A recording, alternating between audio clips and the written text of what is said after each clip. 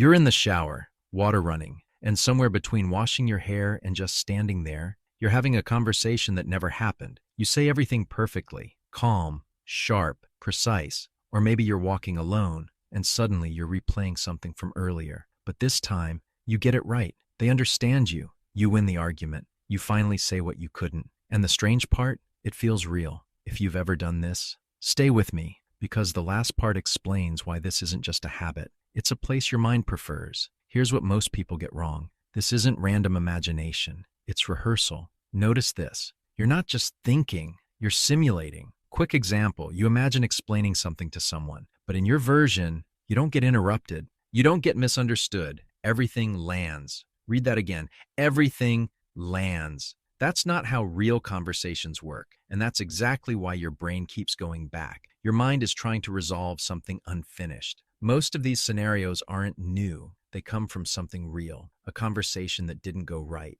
something you didn't say, something you wish you handled differently. So your brain replays it, but this time with control. You adjust the words, you change the outcome, and for a moment, it feels resolved. Your brain treats it like reality. This is where it gets deeper. Even though it's not real, your body reacts like it is. Your heart rate shifts, your emotions rise. You feel tension or relief. Think about that. Your brain doesn't fully separate imagination from experience. So every time you run these scenarios, you're reinforcing them again and again. It gives you something real life doesn't. This part matters. These scenarios feel good for a reason. They give you clarity, control, closure, things that real life often doesn't provide. In your head, people respond the way you expect. They understand. They listen. They react exactly how you need them to. Notice this. You can pause, rewind, fix. Real life doesn't give you that option. So your brain learns something simple. This version is better.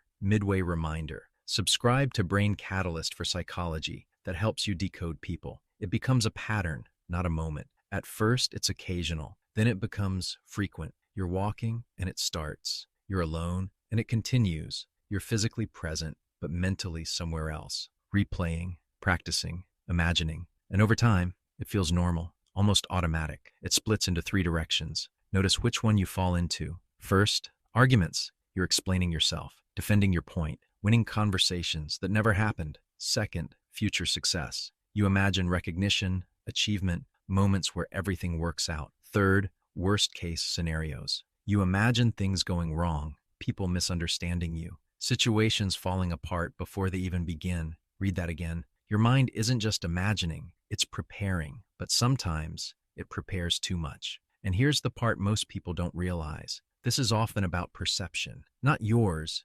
theirs. People who do this a lot spend time thinking about how they're seen, not in an obvious way, but subtly. How did that sound? What did they think? What should I have said? So your brain fills the gap. It creates conversations to process those questions, to feel prepared next time, to feel in control. But here's where it shifts. Imagination starts feeling easier than reality, because in your head, you don't get rejected, you don't get interrupted, you don't lose control. Everything flows, everything makes sense, and slowly, your brain starts preferring that. Notice this, you're not escaping reality. You're choosing the version where things feel complete. Pause for a second, because this is where most people misunderstand themselves. There's nothing wrong with your mind. In fact, this ability is powerful. It's the same system that helps people plan, create, solve problems, understand people deeply. The problem isn't imagination. It's when imagination replaces experience, because real life won't go perfectly. You won't say everything right. People won't respond how you expect, and that's uncomfortable. But that's where growth happens,